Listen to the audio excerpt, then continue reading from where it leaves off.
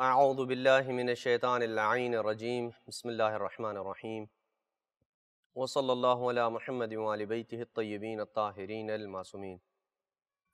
بارگاہ ملکوتی سید الاوصیاء حضرت امیر المومنین صلوات اللہ وسلامہ علیہ سے معارف علویہ کورس میں اخلاق کے سبجیکٹ مومنین کرام کی خدمت میں پیش کرنے کی سعادت حاصل کر رہا ہوں، اور سلسلہ گفتگو رسالۃ الحقوق میں یہاں تک پہنچا تھا کہ سب سے بنیادی حق اللہ سبحانہ وتعالیٰ کا حق ہے، اور پھر اس کے بعد اعضاء و جوارح کے حقوق ہیں کہ جنہیں امام زین العابدین علیہ السلام نے اپنی اس کتاب رسالۃ الحقوق میں بڑے واضح انداز میں بیان کیا ہے۔ اور آج جو افعال اور اعمال ہم انجام دیتے ہیں ان کے حقوق کو بیان کیا جائے گا۔ جو افعال اور جو کام ہم کرتے ہیں اس کائنات میں ان کے بھی کچھ حقوق ہمارے اوپر لاگو ہوتے ہیں، اور ان کے کیا حقوق ہیں۔ سب سے پہلے امام علیہ السلام نے نماز کا حق بیان کیا ہے، ہر جگہ پہ نماز کو مقدم رکھا ہے، حقوق میں بھی، اور قیامت کے دن بھی نماز قبول ہو گئی تو تمام دیگر اعمال قبول ہو جائیں گے، نماز رد ہو گئی تو دیگر تمام اعمال بھی رد ہو جائیں گے۔ نماز کا حق یہ ہے کہ تم اسے اللہ کی بارگاہ میں حاضری اور روانگی جانو کہ یہ اللہ کی بارگاہ میں میری حاضری ہے، اور یہ سمجھو کہ نماز کے وقت تم اللہ کے سامنے کھڑے ہو، ایک ایسی ذات کے سامنے کھڑے ہو کہ جو تمہاری تمام حرکات و سکنات سے شاید تم سے بھی زیادہ بہتر ہو۔ بعض اوقات انسان اپنی بہت ساری حرکات و سکنات سے غافل ہوتا ہے، لیکن اللہ سبحانہ و تعالی آپ کی اور میری کسی بھی حرکت اور کسی بھی جو سکون ہے اس سے غافل نہیں ہے۔ بس جب تم یہ سمجھو گے تو تم اس بات کے اہل بنو گے کہ نماز میں تم اس کے سامنے ایک ایسے ذلیل متواضع بندے کی طرح کھڑے ہو جس کا دل اللہ کی طرف ہو، جو اس سے ڈرتا اور خوف کھاتا ہو، جس کی امید اللہ سے وابستہ ہو، اس کے آگے خود کو فقیر اور مسکین سمجھتا ہو، اس کے آگے عاجزی سے دعا کرتا ہو، اور جس کے آگے کھڑا ہے اس کی تعظیم کرتا ہو۔ کس حال میں تعظیم کرتا ہے؟ سکون کی حالت میں اس کی تعظیم کرتا ہے، سر جھکا کے اس کی تعظیم کر رہا ہے، آنکھیں نیچی کر کے اس کے سامنے اس کا احترام کر رہا ہے، پہلوؤں کو ڈھیلا چھوڑ کے انکساری کے ساتھ اس کے سامنے اس کا احترام کر رہا ہے۔ یہ امام علیہ السلام بتا رہے ہیں کہ جب انسان یہ جان لیتا ہے تو پھر انسان کی نماز ایسے ہو جاتی ہے کہ انسان سر جھکا کے، آنکھیں جھکا کے، پہلوؤں کو ڈھیلا چھوڑ کے انکساری کے ساتھ اللہ کے سامنے کھڑا ہوتا ہے، اللہ کے ساتھ اچھے انداز میں باطنی اور راز و نیاز کے ساتھ وہ گفتگو کرتا ہے، اور امام فرماتے ہیں طلب کرو اللہ سے وہ تیری گردن کو آزاد کر دے، کہ اللہ سبحانہ و تعالیٰ سے یہ مانگو کہ وہ تیری گردن کو جہنم کی آگ سے آزاد کر دے، جسے تیری خطاؤں نے ڈھانپ رکھا ہے اور تیرے گناہوں نے اسے ہلاک کر دیا ہے۔ یعنی ہماری گردن کے اوپر گناہوں کا اتنا بوجھ ہے کہ ہم نماز کے ذریعے اللہ سے یہ دعا کریں کہ اے اللہ میری اس گردن میں جو گناہوں کا بوجھ ہے اسے ہلکا کر دے، اور ان گناہوں کہ بوجھ نے جو میری گردن کو اتنا بوجھ میں ڈال کے مجھے ہلاکت میں مبتلا کر دیا ہے، اس نماز کو میں وسیلہ بنا کے تجھ سے یہ التجا کر رہا ہوں اور تجھ سے یہ سوال کر رہا ہوں کہ میرے ان گناہوں کو معاف کر دے، تو یقیناً اللہ سبحانہ و تعالیٰ اس کے گناہوں کو معاف کرے گا۔ بس نماز کا یہ حق ہے کہ انسان اللہ کی بارگاہ میں سر جھکا کے اور تمام دنیا سے منقطع ہو کے اللہ سبحانہ و تعالیٰ کی طرف متوجہ ہو جائے۔ آج لوگ بہت سارے یہ سوال کرتے ہیں کہ نماز میں توجہ نہیں رہتی۔ نماز میں توجہ، سب سے پہلے یہ بات یاد رکھیں کہ نماز میں توجہ کے لیے ضروری ہے کہ نماز سے باہر انسان اللہ کی طرف متوجہ ہو۔ یعنی اگر آپ نماز سے باہر جو آپ کی زندگی ہے 24 گھنٹے میں دیگر آپ کہ جو افعال اور اعمال ہیں ان میں اگر آپ اللہ کی طرف متوجہ ہوں تو نماز میں انسان متوجہ آسانی سے ہو جاتا ہے۔ اس لیے کہ ہم اللہ سبحانہ و تعالیٰ کی طرف نماز میں متوجہ نہیں ہوتے چونکہ نماز سے باہر ہم اللہ کی طرف متوجہ نہیں ہیں۔ لہٰذا نماز اللہ کے سامنے حاضری کا ایک بہانہ ہے۔ جب آپ اللہ کے سامنے آتے ہیں تو پھر ہمیں ساری ان باتوں کو بھلا کے فقط اللہ سبحانہ و تعالیٰ کی طرف ہی متوجہ رہنا چاہیے۔ اس کے بعد روزے کا حق قرار دیا ہے کہ روزے کا کیا حق ہے۔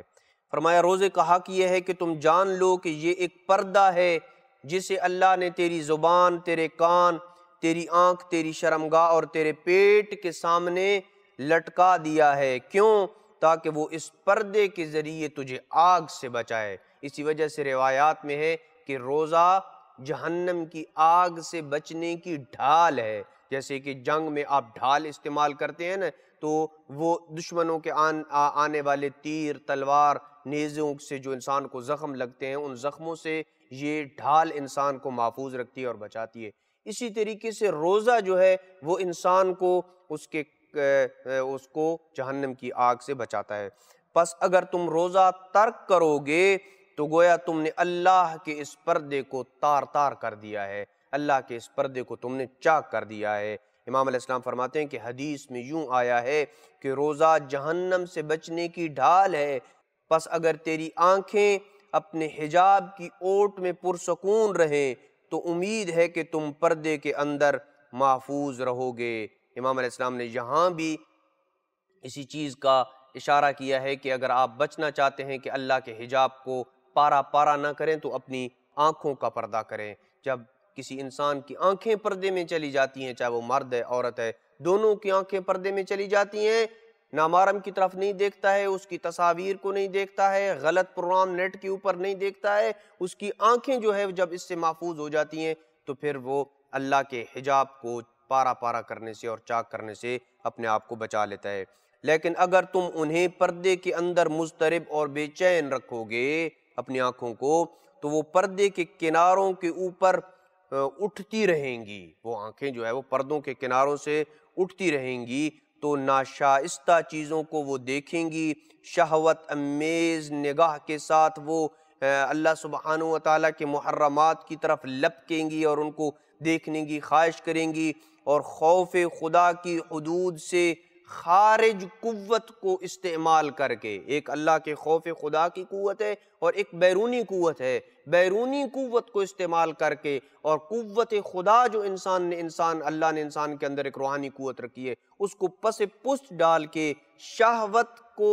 آلہ اور ذریعہ بنا کے اس پردے کے اوپر سے ایسی چیزوں کو وہ آنکھیں دیکھیں گی کہ جن کو دیکھنا اللہ نے حرام قرار دیا ہے۔ اس صورت میں امام فرماتے ہیں کہ خطرہ ہے کہ تم پردے کو چاک کر کے اس سے خارج ہو جاؤ گے۔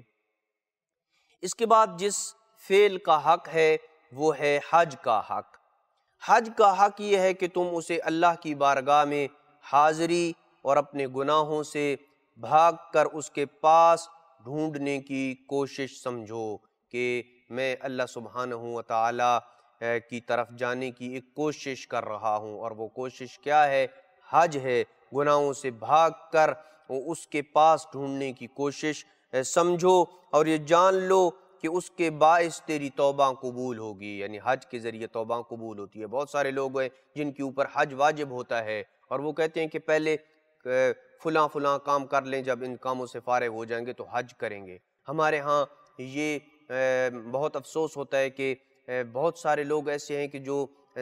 زیارت کو اہمیت دیتے ہیں، پہلے زیارت سید الشہداء امام حسین علیہ السلام امیر المومنین جن کی بارگاہ میں ہم بیٹھے ہیں، بہت اجر و ثواب ہے، انسان کی عقل اس اجر کا ادراک نہیں کر سکتی کہ جو ائمہ خدا کی زیارت کے اوپر اللہ نے اجر و ثواب مقرر کیا ہے۔ لیکن یہ مستحب ہے، اور مستحب کا واجب حج کے ساتھ کوئی مقایسہ نہیں کیا جا سکتا۔ ممکن ہے کہ اس مستحب عمل کے اوپر ثواب انسان کو زیادہ ہو، لیکن اللہ نے میرے اوپر واجب قرار دیا ہے کہ میں نے اس عمل کو انجام دینا ہے، حج ہے، میں ثواب کی کمی یا زیادتی کی وجہ سے یہ عمل انجام نہیں دے رہا، اس وجہ سے دے رہا ہوں کہ اللہ نے میرے اوپر یہ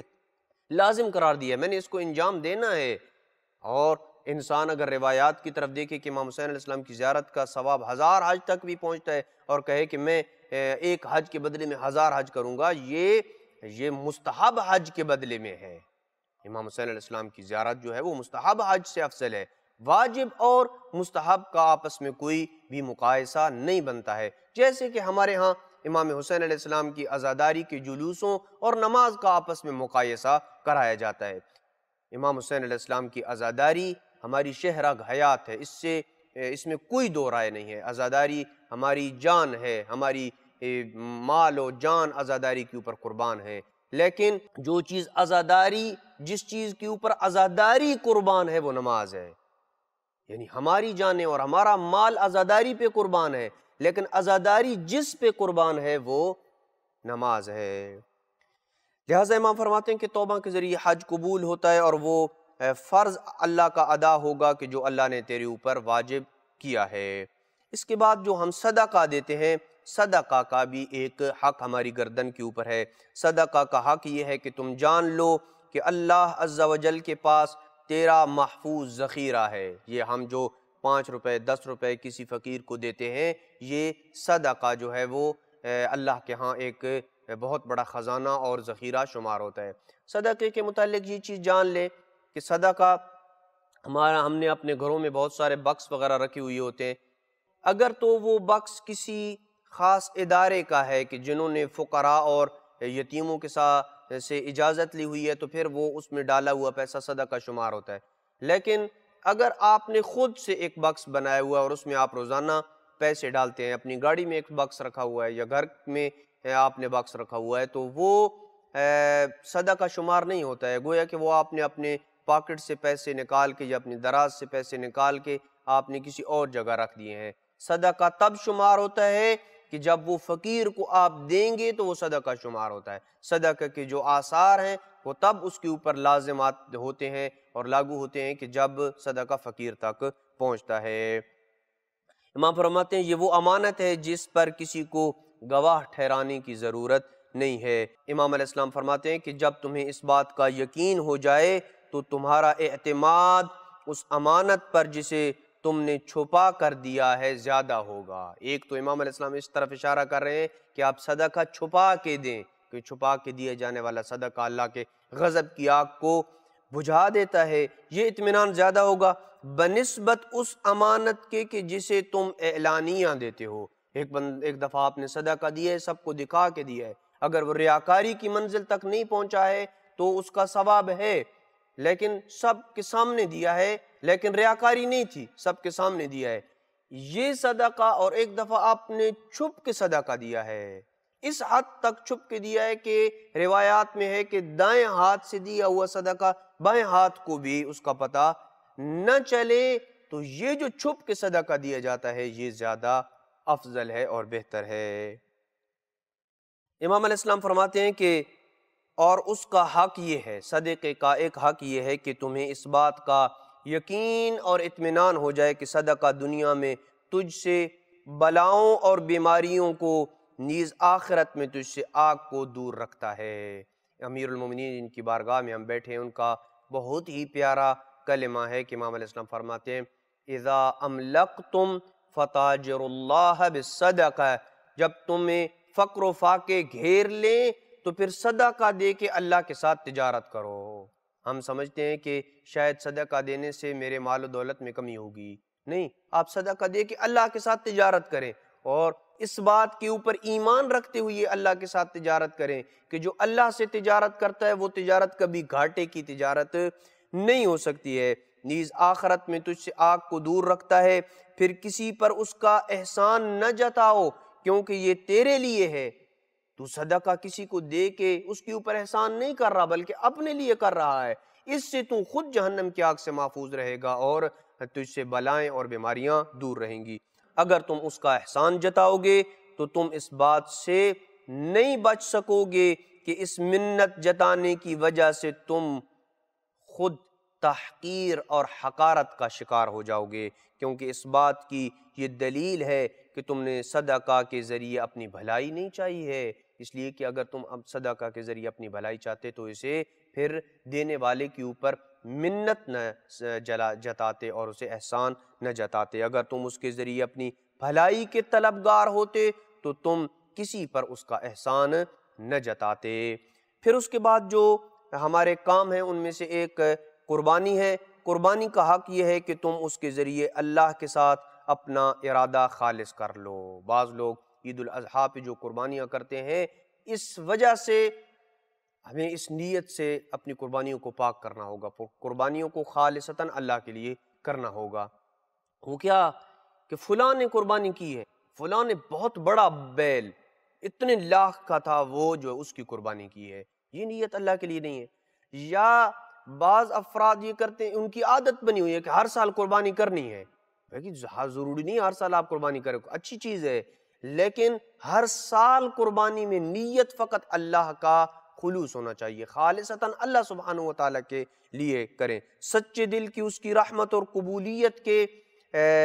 طالب ہو جاؤ۔ قربانی کے ذریعے انسان کی نیت اور قصد یہ ہونا چاہیے کہ میں اس کے ذریعے اللہ کی رحمت کا منتظر ہوں اور اپنے اعمال کی قبولیت کا اللہ سے طلبگار ہوں۔ اللہ کے علاوہ کسی کے لیے دکھاوے کی خواہش نہ کرو کہ بہت بڑا کسی نے تیر مار دیا ہے قربانی کر کے، ایک بیل اور ایک بکرا ذبح کر کے اللہ کے اوپر احسان کر دیا ہے۔ جب تمہاری یہ حالت ہو جائے گی تو پھر نہ تمہیں ظاہر بردباری کی زحمت اٹھانا ہوگی، نہ تصنع اور دکھاوے کی ضرورت پیش آئے گی، اور تمہارا مقصود صرف اور صرف اللہ ہو جائے گا۔ امام فرماتے ہیں جان لو